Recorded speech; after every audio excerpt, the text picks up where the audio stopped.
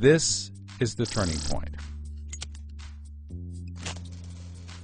So, just like always, the mortgage broker connects the family with a lender and a mortgage, making his commission. The family buys a big house. The lender sells the mortgage to the investment banker, who turns it into a CDO and sells slices to the investors and others. This actually works out nicely for everyone and makes them all rich. No one was worried because as soon as they sold the mortgage to the next guy, it was his problem. If the homeowners were to default, they didn't care. They were selling off their risk to the next guy and making millions, like playing hot potato with a time bomb. Not surprisingly, the homeowners default on their mortgage, which at this moment is owned by the banker. This means he forecloses and one of his monthly payments turns into a house. No big deal.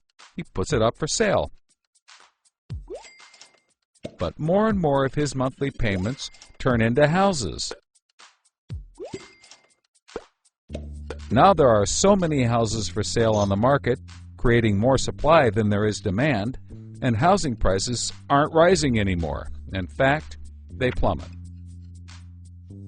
This creates an interesting problem for homeowners still paying their mortgages.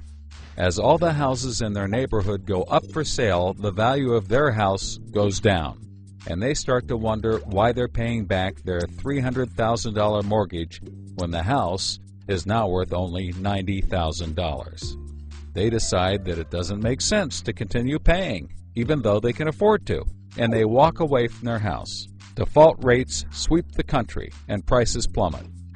Now the investment banker is basically holding a box full of worthless houses.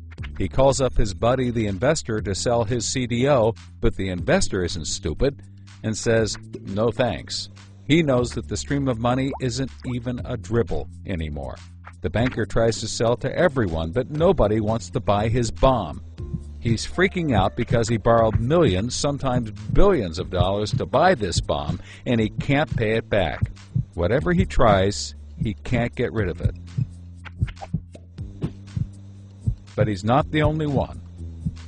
The investors have already bought thousands of these bombs. The lender calls up trying to sell his mortgage, but the banker won't buy it, and the broker is out of work. The whole financial system is frozen, and things get dark.